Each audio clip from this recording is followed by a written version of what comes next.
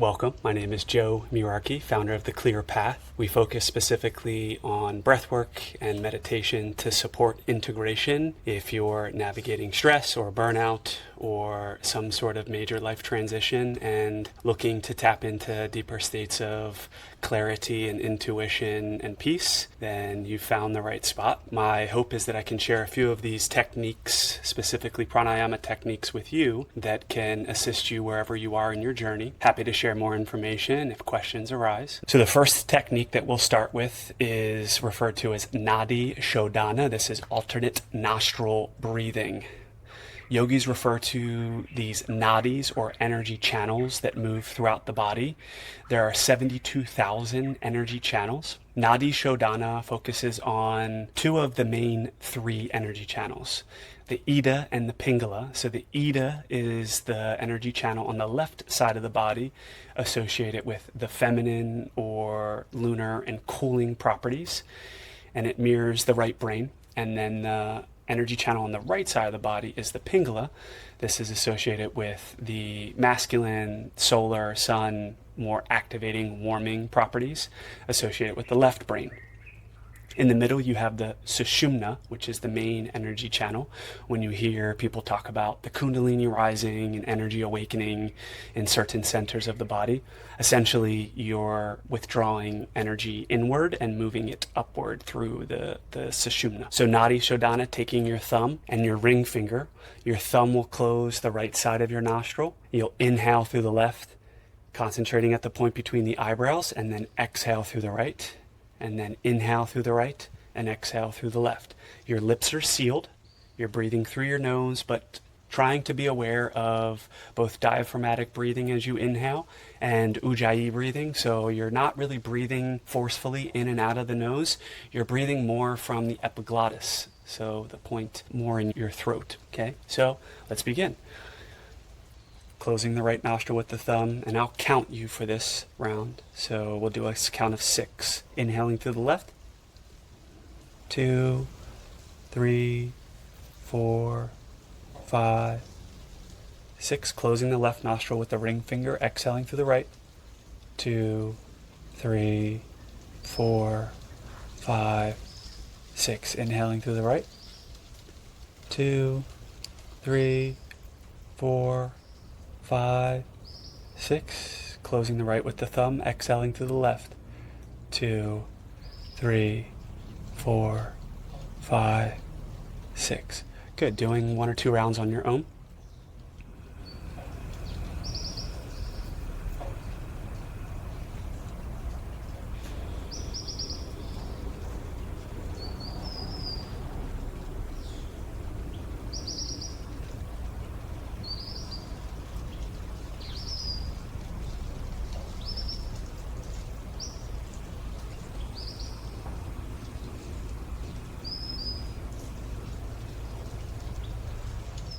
And returning to normal breathing. There are a few variations of this that you can do. One thing I forgot to mention was that the 2 free-floating fingers can either rest at the point between the eyebrows, or you can have them float freely. This next variation will inhale and then hold both nostrils closed and then exhale and then reverse that process. Okay, so closing the right nostril, inhaling, 2, 3, 4, 5, 6, holding both nostrils closed, 2, 3, 4, 5, 6. Exhaling through the right. 2, 3, 4, 5, 6. Inhaling through the right. 2, 3, 4, 5, 6. Holding both nostrils closed. 2, 3, 4, 5, 6. Exhaling through the left. 2, 3, 4, 5, 6. Good. And returning to normal breathing. Another variation, a little bit more advanced, is doing Nadi Shodhana, but you're not closing the nostrils with your fingers. Instead, you're just being aware of the sensation of the breath moving up through the left side and then down through the right, and up through the right and down through the left, back and forth. So it comes over time with practice and a lot more awareness of the fact that as we're breathing, Breath work is energy work. Pranayama translates to energy control. So you become more and more aware of the fact that the breath is really just a physical experience that's really guiding the flow of energy.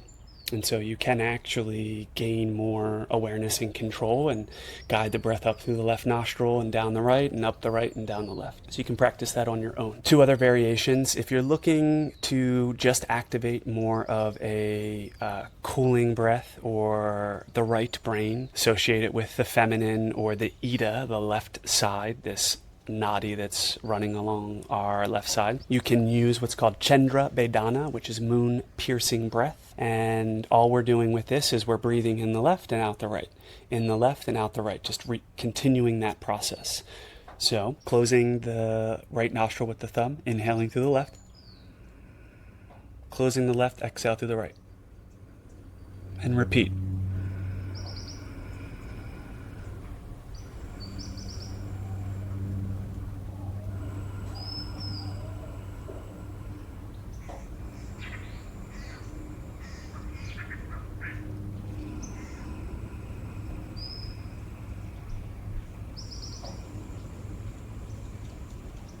Good. Finishing the breath that you're on with an exhale, and then returning to normal breathing.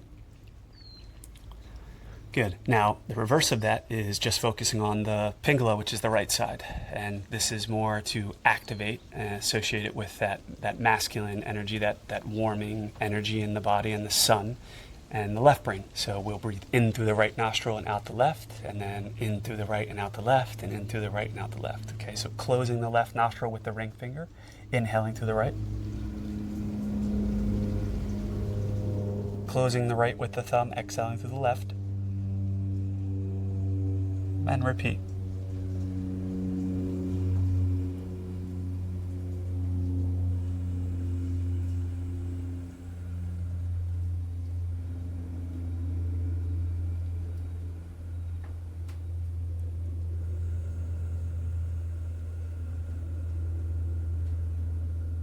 Good. Finishing the breath that you're on with an exhale through the left nostril and returning to normal breathing. These techniques easily span for 3 or 5 or 10 or 15 minutes, and just that technique in and of itself, or the cooling and the warming and the balancing between the cooling and the warming, are incredibly potent and powerful throughout the day, in the morning. Regardless of what your profession is and what you're looking to achieve, you might notice yourself being more active and looking to calm down, and so using that moon piercing breath. Or if you're looking for more activation, maybe before the start of a class or a presentation or something because you're feeling lethargic, you can use the sun breathing or Surya Bhedana, really activating that Pingala or that solar channel.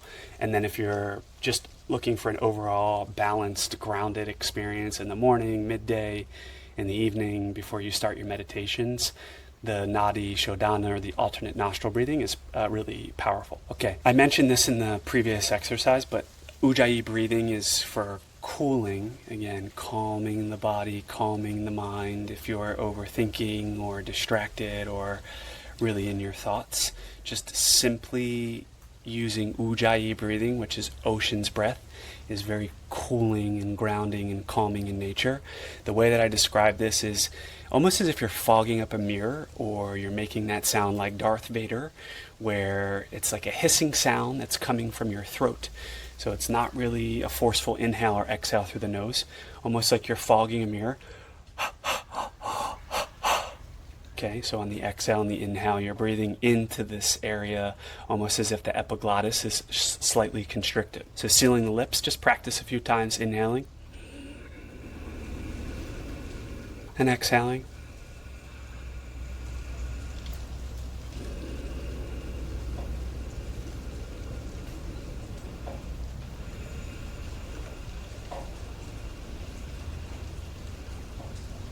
Good. Returning to normal breathing. Another powerful layer to that technique, especially if you are experiencing an overactive mind or anxiety, even ADHD, is an extended exhale. And so just thinking about the ratio 1 to 2, inhaling for 1, exhaling for 2, or inhaling for 2, exhaling for 4, inhaling for 3, exhaling for 6. Okay, maybe we'll try, just for the purposes of the Ujjayi breathing and the extended exhale, inhale for 3, exhale for 6. Sealing the lips, in through the nose. Begin inhaling. 2, 3, and exhaling.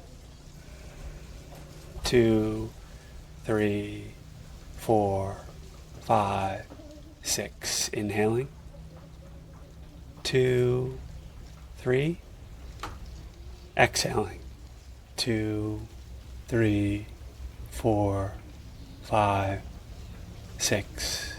Good. Again, Ujjayi breathing, so you're just layering a few modifications on top to really enhance the experience. And again, calming, grounding, a really great technique if you're just feeling a lot of fear, insecurity, or doubt.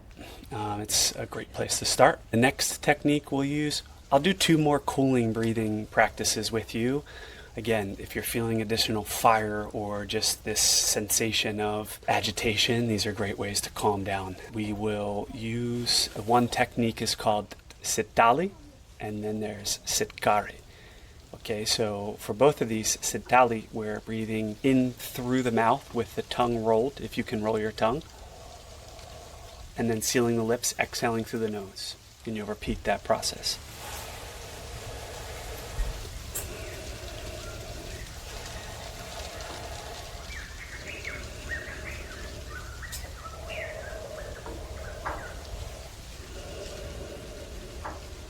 Good. And Sitkari is inhaling through the teeth closed, mouth open, exhaling through the nose.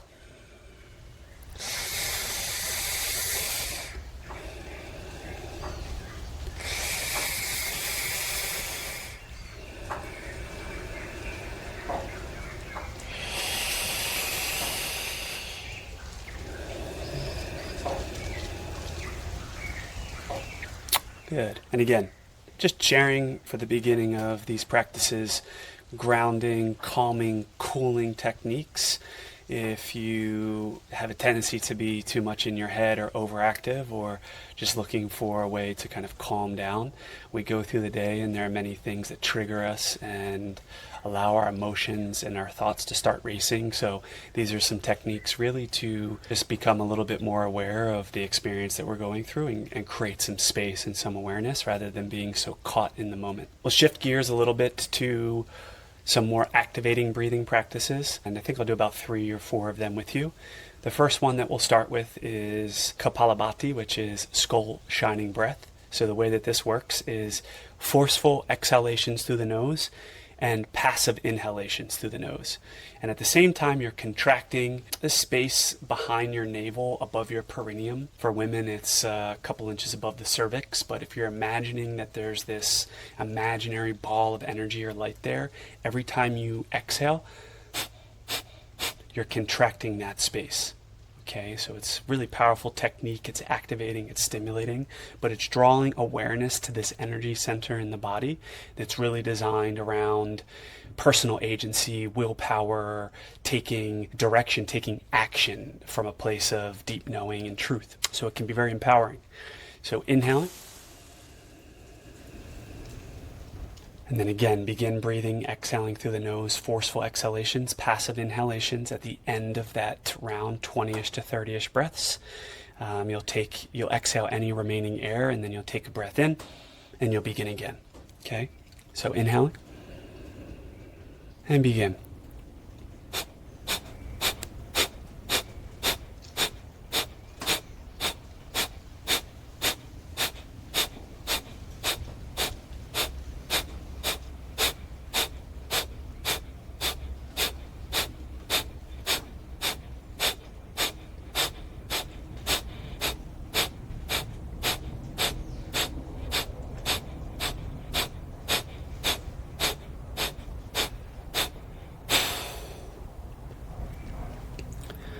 Good, and then when you're finishing your round, exhaling any remaining air and then beginning again, inhaling.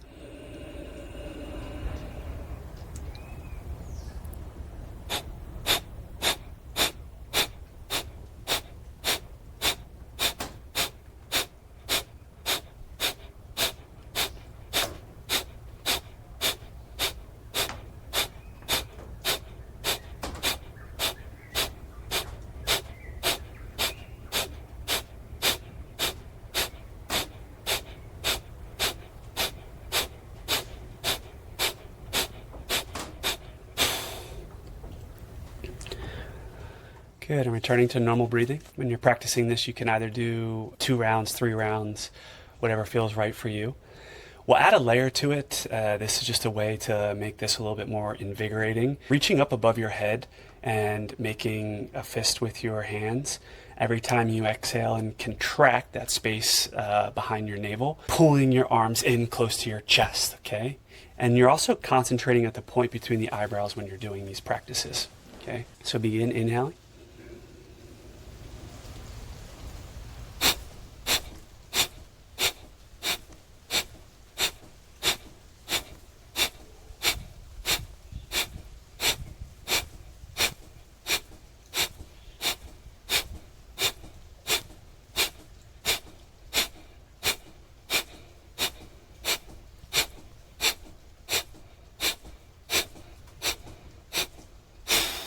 So we'll try one more round. Okay, so inhaling, hands above your head, making a fist. And then as you exhale, still contracting that space behind the solar plexus, but bringing your hands in.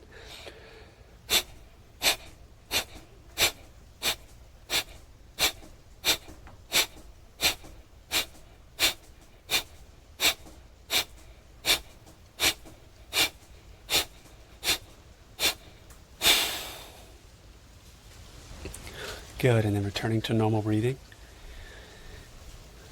You'll notice just from doing a few rounds of this that you already feel like you have a little bit more energy, maybe lightheaded, dizziness, tingling sensations, perfectly normal. These are activating breaths, so these techniques in and of themselves are very, very powerful. If you're working with any modern breathwork facilitator, this is a word that was recently coined in the last 50, 60 years. Essentially, these techniques that most breathwork facilitators are using are drawn or pulled from ancient breathing practices such as pranayama, qigong, tummo, various practices that have really profound impacts on the body, the nervous system, just moving energy throughout the channels in the body. So most modern breathwork facilitators will use some combination of like hyperventilation using some activating techniques, and then usually it involves a breath hold either out or in at the end of each round. So we'll get into more of these techniques as these videos progress, but for right now we'll start with more of the foundational practices and exercises, and then as you strengthen the diaphragm and the lungs and your capacity to work with these different styles of breathing, you can really start building out your own specific practice. And it looks different for everyone in terms of how you start your day, what you do in the middle of the day to reset, what you do before bed to go to sleep. So again, this is just information for you as you learn the techniques that work the best for you. The next technique we'll use is called Bhastrika. This is Bellows breath, or breath of fire. And so forceful inhalations and exhalations through the nose into the abdomen. So as you inhale, the abdomen expands, and exhale, contracts.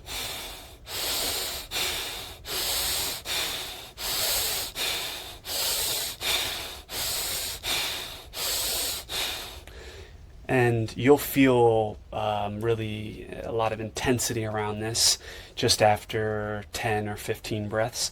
There is no need to overdo this particular practice.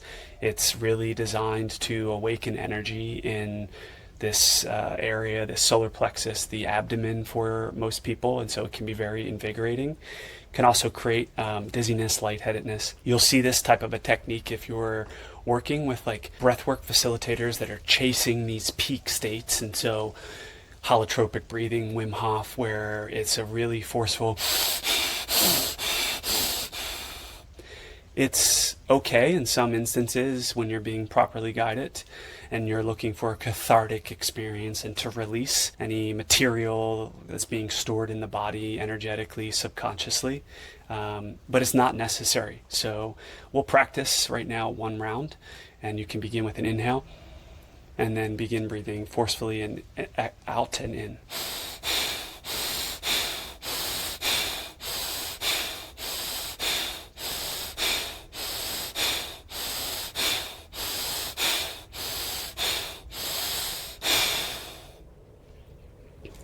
Good. Exhaling any remaining air and then inhaling normally and returning to normal breathing.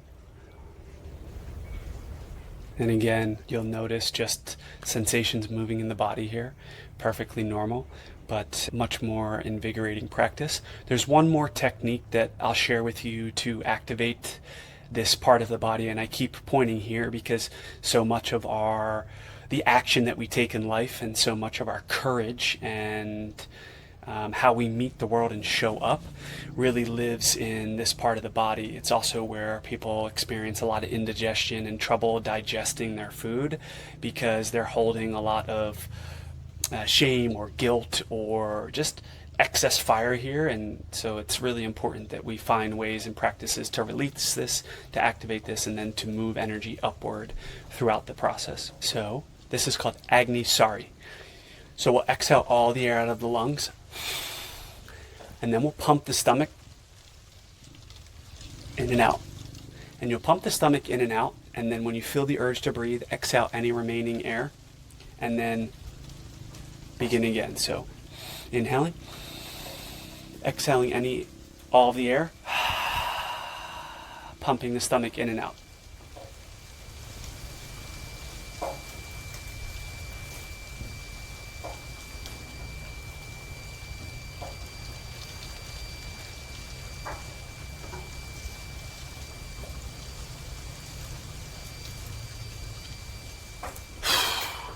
When you feel the urge to breathe, exhale any remaining air and then inhale again. And we'll repeat. So exhale. Hold the breath out. Pump the stomach in and out.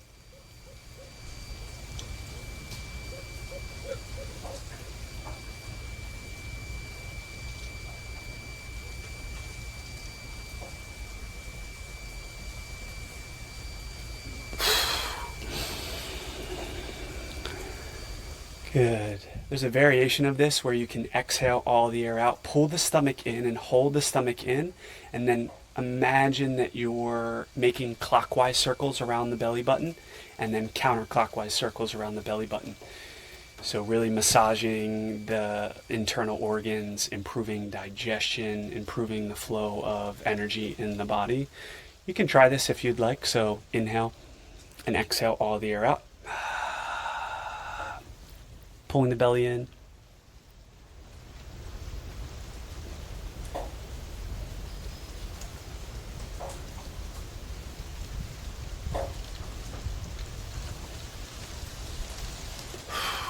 I'll just briefly get into a few of the holds and locks, and then from there we can build a few different practices or styles of breathing using these techniques and holds that might be of benefit to you as we explore together through this journey of using the breath to reset the nervous system, to turn off the thinking mind, to really come into calm and to a centered state. There are three main locks in the body that help us move energy throughout so that we're not leaking or we're not suppressing or expressing unnecessarily, which keeps most people looping, is this depletion of energy without being aware of how to move that energy through the body, whether it be through seeking out pleasures and desires and substances and things that provide the illusion that they're calming the nervous system and productive, but really a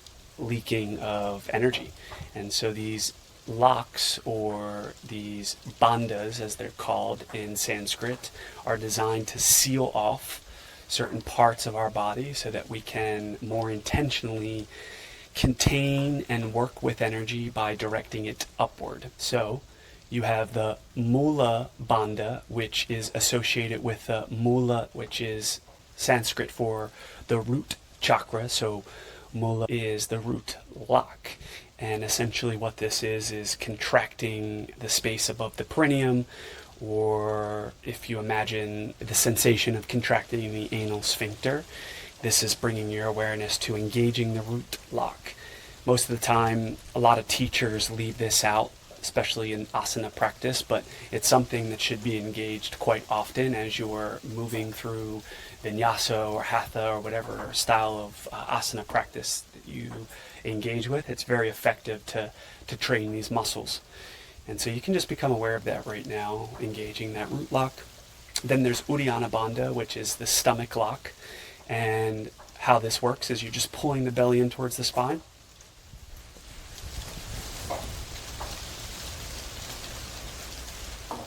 Creating a vacuum. And then there's Jalandhara Bandha, which is the throat lock, bringing your chin to the chest. You're sealing off, or you're directing energy to move upward through your body into the point between your eyebrows.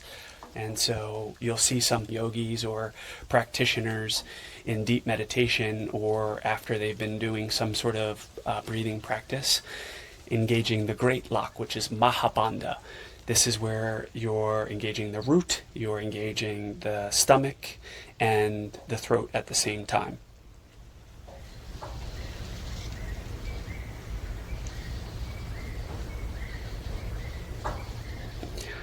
You might find yourself naturally gravitating to certain locks as you're practicing deeper breathing techniques. Perfectly normal. You might also find yourself using different mudras or positions of the hand. They're effective for sealing energy as well and creating these currents or circuits through which energy can move more efficiently in the body. Last thing I'll talk about is Kumbhakas, which are holds. I'll talk about 3, and then in further videos, maybe we can practice more in depth these techniques. There's Antara Kumbhaka, which is internal breath hold. There's Bahya Kumbhaka, which is external breath hold. And then there's Kapalabhati Kumbhaka, which is a suspended breath that occurs in the state of deep, deep meditation for people that have been practicing breathing exercises and deep techniques for extended periods of time. In Antara Kumbhaka, you're just inhaling and holding, and maybe engaging a lock like Uddiyana Bandha, pulling the belly in towards the spine, gazing upward at the point between the eyebrows.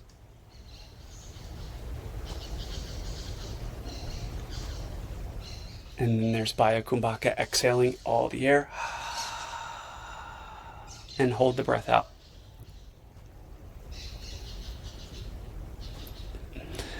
Again, different sensations that occur throughout each of these practices.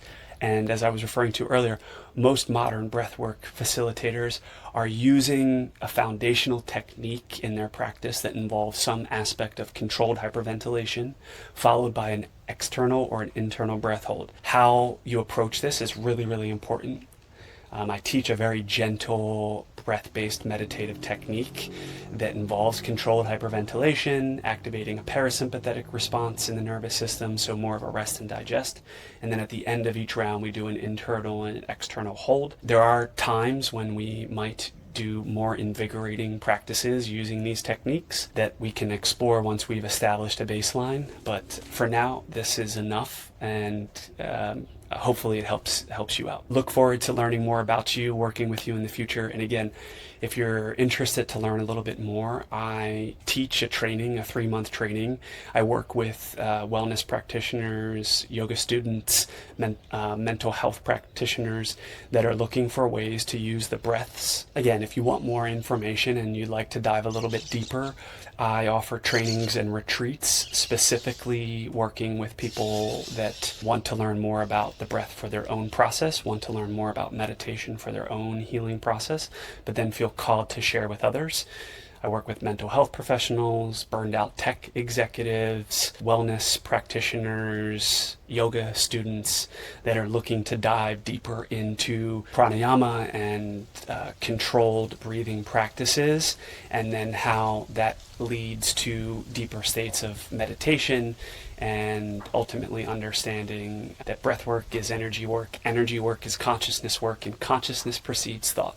So a lot of what we're doing as we're training is learning the fundamentals and allowing that process to come through you as you embody these techniques, but then starting to formulate your own process for your healing journey, and then what you take into the spaces that you utilize with clients, whether that is something that you feel called to bring into work that you're doing in the mental health space. Maybe you're working with ketamine-assisted therapy or psychedelic-assisted therapy, and you're looking for ways to involve more of a somatic breath-based practice that can be a really great tool for your clients, and you want to learn more, or you're simply just looking to learn for your own healing journey. You're integrating some sort of experience. Maybe you've had some awakening experience or intense breathing practice, and the nervous system feels like it's not quite settled, and you're really wanting to come down into the body in a more holistic and integrated way. You might find that this training is just what you need to access these tools to develop greater clarity and awareness and intuition in a much more gentle way. So again, my name is Joe Mirarchi, founder of The Clear Path, breath-based integration and meditation, supporting practitioners learning about breathing practices and taking those practices into their own life and also to their clients. Look forward to working with you, and namaste.